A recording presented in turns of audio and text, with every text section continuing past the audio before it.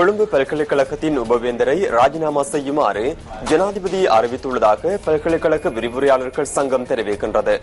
உபவேந்தரின் ராஜினாமாவை அடுத்து உரிய அதிகாரியொருவர் நியமிக்கப்படுவார் என விரிவுரையாளர்கள் சங்க உப தலைவர் கலாநிதி பிரபாத் ஜாசிங்க குறிப்பிட்டுள்ளார்.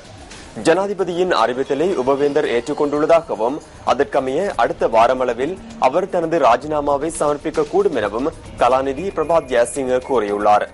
இந்த விடயம் தொடர்பில் பல்கலைக்கழக ஆணைக்குழுவின் தலைவர் மொஹாண்டி சில்வாவிடம் நியூஸ் போஸ்ட் வினவியது. உரிய காலத்திற்குள் கொழும்பு பல்கலைக்கழக உபவேந்தர் ராஜினாமா செய்வார் எனவும் அதற்கு பின்னர் மேற்கொள்ள வேண்டிய நடவடிக்கைகள் தொடர்பில் செயற்பாடுகள் முன்னெடுக்கப்பட்டுள்ளதாகவும் மொஹாண்டி சில்வா குறிப்பிட்டார்.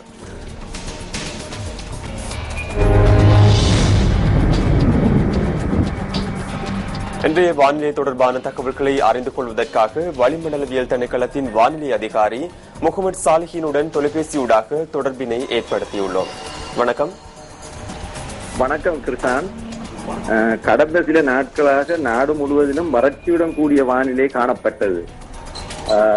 இவ்வாறு காணப்பட்ட வானிலையில் இன்று மாற்றம் ஏற்படக்கூடிய வாய்ப்பு காணப்படுகின்றது. மேற்கு சப்ரகமுவ மாகாணங்களின் பல இடங்களிலும் காலி மாத்தறை மாவட்டங்களிலும் பிற்பகல் அல்லது மாலை வேளைகளில் மழை அல்லது இடியுடன் கூடிய மழை பெய்யக்கூடும். இதேவேளை கிழக்கு மாகாணத்திலும் சிறிதளவு மழை பெய்யக்கூடும் என எதிர்பார்க்கப்படுகின்றது. இவ்வாறு இடியுடன் கூடிய மழை பெய்கின்ற வேளைகளில் மின்னல் ஏற்படுகின்ற சந்தர்ப்பங்களில் பொதுமக்கள் அவதானத்துடன் செயற்படுமாறும் கேட்டுக் கொள்ளப்படுகின்றனர்.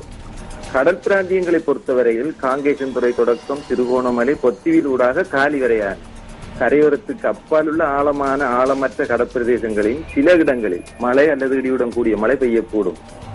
காற்று மணித்தியாலத்துக்கு 20 முதல் 30 கிலோமீட்டர் வேகத்தில் கிழக்கு திசையிலிருந்து வீசும். சில சமயங்களில் கிழக்கு கரையோரத்துக்கு அப்பால் உள்ள ஆழமான கடற்பிரதேசங்களில் காற்று மணித்தியாலத்துக்கு 50 கிலோமீட்டரிலும் அதிகரித்து வீசக்கூடும். இவ்வாறு காற்று அதிகரித்து வீசும் சந்தர்ப்பங்களில் கடல் பிரதேசங்கள் கொந்தளிப்பாகவும் காணப்படும்.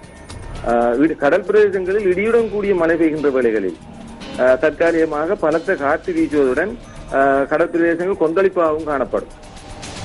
நன்றி. அந்த வானிலை தொடர்பான தகவல்களை வழங்கியமைக்கு.